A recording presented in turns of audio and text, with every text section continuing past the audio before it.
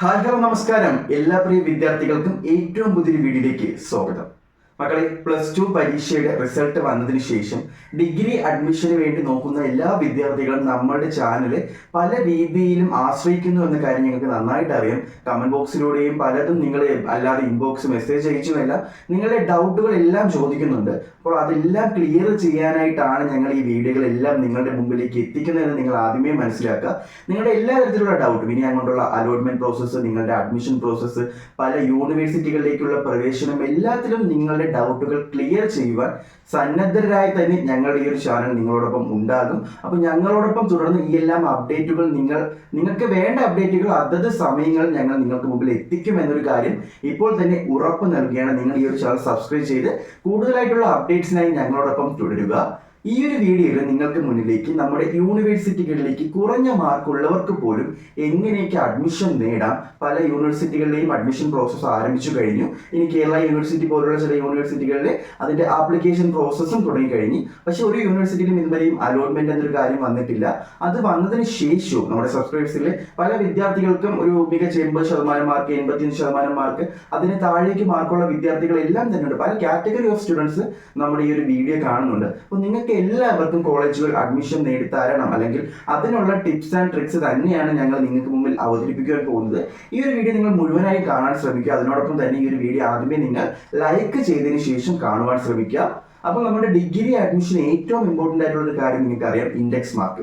ആ index mark എങ്ങനെ calculate ചെയ്യണം, എന്താണ് അതിന്റെ മെത്തേഡ് എന്ന രീതിയെല്ലാം നമ്മൾ നേരത്തെ ഒരു വീഡിയോ ചെയ്തിട്ടുണ്ടായിരുന്നു. അപ്പോൾ നിങ്ങൾ ആദ്യം ചെയ്യേണ്ടത്, നിങ്ങൾക്ക് ഏത് സബ്ജക്റ്റ് ആണോ പഠിക്കാൻ ആഗ്രഹമുള്ളതെന്ന് സ്വന്തമേ കണ്ടെത്തുക. നിങ്ങൾക്ക് +2 കഴിഞ്ഞ ഉടനെ നിങ്ങൾക്ക് അറിയാൻ പറ്റും ഏതിലാണ് നിങ്ങൾക്ക് കൂടുതൽ താല്പര്യം, ഏതെടുത്താണ് നിങ്ങൾക്ക് മുന്നോട്ട് പഠിക്കാനുള്ളത് എന്ന്.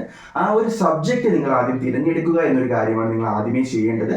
അതിനുശേഷം നിങ്ങൾക്ക് വേണ്ട കോളേജ്, ഇപ്പോൾ മാർക്ക് കുറഞ്ഞ വിദ്യാർത്ഥികൾ ഗവൺമെന്റ് കോളേജുകൾ ആഗ്രഹിക്കരുതെന്നൊന്നും ഞാൻ പറയില്ല. പക്ഷെ നിങ്ങൾക്ക് വേണ്ട കോഴ്സും കോളേജും നിങ്ങൾ ആദ്യമേ തീരുമാനിച്ചു വെക്കുക. ദെൻ നിങ്ങൾ കണക്കാക്കേണ്ടത് നിങ്ങളുടെ ഇൻഡെക്സ് മാർക്കാണ്. ഇൻഡെക്സ് മാർക്ക് +2 ഫുൾ മാർക്കും, അതായത് 1200 ലഭിച്ച മാർക്കും നിങ്ങൾക്ക് ആ നിർദ്ദിഷ്ട സബ്ജക്റ്റിൽ ലഭിച്ച മാർക്കും തമ്മിൽ കൂട്ടുമ്പോൾ കിട്ടുന്ന ഒരു മാർക്കായിരിക്കും നിങ്ങളുടെ ഇൻഡെക്സ് മാർക്കായിട്ട് വരുന്നത്.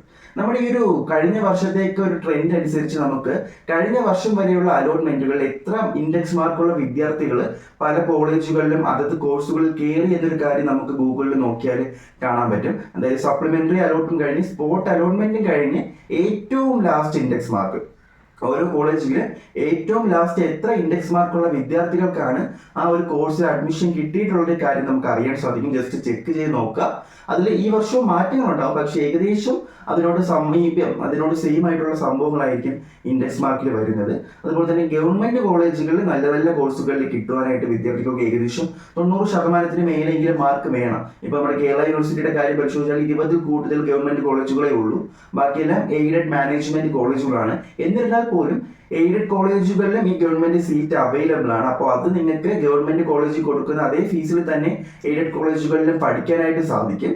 പിന്നെ മെയിൻലി പറയാനുള്ള, മാർക്ക് കുറഞ്ഞു പോയ വിദ്യാർത്ഥികൾക്ക് അവരുടെ കമ്മ്യൂണിറ്റി കോട്ടകളിൽ ഈ ഒരു അഡ്മിഷൻ കിട്ടുവാനുള്ള സാധ്യത വളരെ കൂടുതലാണ്. കമ്മ്യൂണിറ്റി കോട്ട എന്ന് പറയുമ്പോൾ നിങ്ങളുടെ കാസ്റ്റ് ഏതാണോ, ഈ കമ്മ്യൂണിറ്റി കോട്ട മെയിൻലി എയ്ഡഡ് കോളേജുകളിൽ മാത്രമേ കിട്ടത്തുള്ളൂ. ഈ NSS നടത്തുന്ന അങ്ങനെയുള്ള കമ്മ്യൂണിറ്റി കോട്ടകൾ അവൈലബിൾ ആയിട്ടുള്ള കോളേജുകളിൽ അതത് കമ്മ്യൂണിറ്റിയിലുള്ള വിദ്യാർത്ഥികൾ അപ്ലൈ ചെയ്യുവാണെങ്കിൽ അവർക്ക് കിട്ടുവാനുള്ള സാധ്യത കൂടുതലാണ്. അതുപോലെ തന്നെ SC ST OBC EWS അങ്ങനെയുള്ള വിഭാഗത്തിൽ പെടുന്ന റിസർവേഷൻ കാറ്റഗറി അവൈലബിൾ ആയിട്ടുള്ള വിദ്യാർത്ഥികൾക്കും ഇൻ കേസ് മാർക്ക് കുറഞ്ഞു പോയാൽ പോലും നിങ്ങൾക്ക് കോളേജുകളിലേക്കുള്ള അഡ്മിഷന്റെ പ്രവേശനം കുറച്ച് സിമ്പിൾ ആയിരിക്കും. പിന്നെ പറയാനുള്ള കാര്യം, ഈ ഒരു ഇൻഡെക്സ് മാർക്കിൽ ഉപരി നിങ്ങൾക്ക് പല മാനേജ്മെന്റ് കോളേജുകളിലും ഡൊണേഷന്റെ രീതിയിൽ നിങ്ങൾക്ക് ആ ഒരു മാനേജ്മെന്റ് സീറ്റ് ഉറപ്പാക്കാവുന്നതാണ്. എയ്ഡഡ് കോളേജുകളിൽ 20%, സെൽഫ് ഫിനാൻസിങ് കോളേജുകളിൽ 50% സീറ്റുകൾ ഈ ഒരു മാനേജ്മെന്റ് സീറ്റുകളായിരിക്കും. ഈ ഒരു മാനേജ്മെന്റ് സീറ്റുകൾ നിങ്ങളുടെ പ്യൂർലി ഡൊണേഷന്റെ ബേസിൽ നിങ്ങൾക്ക് ഇഷ്ടപ്പെട്ട കോഴ്സ് ആ ഒരു കോളേജുകളിലേക്ക് പഠിക്കുവാനായിട്ട് സാധിക്കും. ഇനി മെയിൻലി പറയാനുള്ള ഒരു കേസ് എന്ന് പറഞ്ഞാൽ, നമ്മുടെ അലോട്ട്മെന്റ് പ്രോസസ്സുകൾ നടക്കുന്നുണ്ട്. ഇപ്പോൾ Kerala university, Calicut university, MD യൂണിവേഴ്സിറ്റിയിലൊക്കെ അലോട്ട്മെന്റ് പ്രോസസ്സുകൾ നടക്കുന്നുണ്ട്. ഇപ്പോൾ നിങ്ങൾ ഒരു കോളേജ്, നിങ്ങൾക്ക് വേണ്ട കോഴ്സ് എന്നിവ വച്ചതിന് ശേഷം ആദ്യമായി ഒരു ആപ്ലിക്കേഷൻ സബ്മിറ്റ് ചെയ്യുന്നു. പക്ഷേ നിങ്ങൾക്ക് ട്രയൽ അലോട്ട്മെന്റ് വന്നതിന് ശേഷം നിങ്ങൾക്ക് അപ്പോൾ അവിടുത്തെ ഇൻഡെക്സ് മാർക്ക് മനസ്സിലാവും.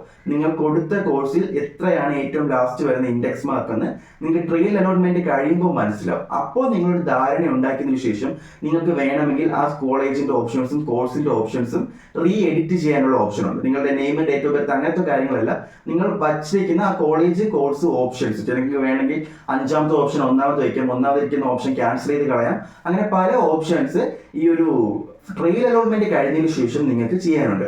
നിങ്ങൾക്ക് second allotment, trial allotment, first allotment, second allotment വന്നതിന് ശേഷം നിങ്ങൾക്ക് കിട്ടിയിരിക്കുന്ന കോളേജുകളിൽ പോയി നിങ്ങൾ ടെമ്പററിയോ പെർമനന്റോ ആയിട്ട് സീറ്റുകൾ എടുത്തു വെക്കേണ്ടത്. എന്നാൽ മാത്രമേ വരുന്ന തേർഡ് അലോട്ട്മെന്റിൽ നിങ്ങളെ പരിഗണിക്കുകയുള്ളൂ. ഫസ്റ്റ് അലോട്ട്മെന്റിൽ എടുക്കേണ്ട കാര്യമില്ല. സെക്കൻഡ് അലോട്ട്മെന്റിൽ നിങ്ങൾക്ക് ഏത് കോളേജാണോ കിട്ടിയിരിക്കുന്നത് അവിടെ പോയി ടെമ്പററി ആയിട്ട്, നിങ്ങൾക്ക് കോളേജ് മാറണമെങ്കിൽ ടെമ്പററി ആയിട്ട്, ആ കോളേജ് മതിയെങ്കിൽ പെർമനന്റ് ആയിട്ട് ആ ഒരു അലോട്ട്മെന്റിൽ അഡ്മിഷൻ എടുത്ത് വയ്ക്കുക. പിന്നെ നിങ്ങൾക്ക് തേർഡ് അലോട്ട്മെന്റ്, അതുപോലെ തന്നെ സപ്ലിമെന്ററി അലോട്ട്മെന്റ്, ഏതെങ്കിലും കോളേജുകളിൽ സീറ്റുകൾ വേക്കന്റ് ആയിട്ട് വരുന്നുണ്ടെങ്കിൽ സപ്ലിമെന്ററി അലോട്ട്മെന്റ് തന്നെ 1-2 എണ്ണം, കഴിഞ്ഞ വർഷങ്ങളിലൊക്കെ 3 എണ്ണം വരെ ഉണ്ടായിരുന്നു. അപ്പോൾ സീറ്റിന്റെ വേക്കൻസി അനുസരിച്ച് സപ്ലിമെന്ററി അലോട്ട്മെന്റ് വരും. അത് കഴിഞ്ഞതിന് ശേഷം നിങ്ങളുടെ മുന്നിലേക്ക് സ്പോട്ട് അലോട്ട്മെന്റ് വരുന്നുണ്ട്. അപ്പോൾ ഇത്രയും വലിയൊരു പ്രോസസ്സ് കഴിഞ്ഞതിന് ശേഷം മാത്രമായിരിക്കും എല്ലാ കോളേജുകളിലെയും ആ സീറ്റുകൾ ഫിൽ ആവുന്നത്. അപ്പോൾ വിദ്യാർത്ഥികളായ നിങ്ങൾക്ക് നല്ല എഫേർട്ട് എടുത്ത് ഈ ഒരു പ്രൊസീജിയറിന്റെ കൂടെ പോവുകയാണെങ്കിൽ, ഓരോ കോളേജിലും എത്ര സീറ്റ് വരുന്നുണ്ട്, അതിൽ ഇനി ആർക്കൊക്കെയാണ്, അത് ഓരോ കാറ്റഗറിയും വ്യത്യസ്തമായി പറഞ്ഞിട്ടുണ്ടാവും. SC/STക്ക് ഇനി ഇത്ര സീറ്റ് ഒഴിവുണ്ട്, OBCക്ക് ഇത്രയുണ്ട്, ജനറൽ ഇത്രയുണ്ട്. ആ കാര്യങ്ങളെല്ലാം നമുക്ക് ആ ഒരു അലോട്ട്മെന്റ് വരുമ്പോൾ നമുക്ക് അറിയാൻ പറ്റുന്ന കാര്യങ്ങളാണ്. നിങ്ങൾ ശ്രദ്ധിക്കാതെ പോകുന്നത് കൊണ്ട് നിങ്ങൾക്ക് ആ ഒരു സീറ്റ് നഷ്ടമാകരുത്. അപ്പോൾ ഈ കാര്യങ്ങളെല്ലാം തന്നെ നിങ്ങൾക്ക് വേണ്ട സമയങ്ങളിൽ നോട്ടിഫിക്കേഷൻസ് ആയി ഞങ്ങളുടെ വീഡിയോകളുടെ രൂപത്തിൽ നിങ്ങളുടെ മുന്നിൽ എത്തിക്കുന്നതായിരിക്കും. അതിനായി നിങ്ങൾ ചെയ്യേണ്ടത് ഇത്ര മാത്രം: ഈ ചാനൽ സബ്സ്ക്രൈബ് ചെയ്ത് ഞങ്ങളോടൊപ്പം തുടരുക. നമുക്ക് ഇമ്പോർട്ടൻ്റ് ആയിട്ടുള്ള മറ്റൊരു വീഡിയോയിൽ കാണാം. ബൈ.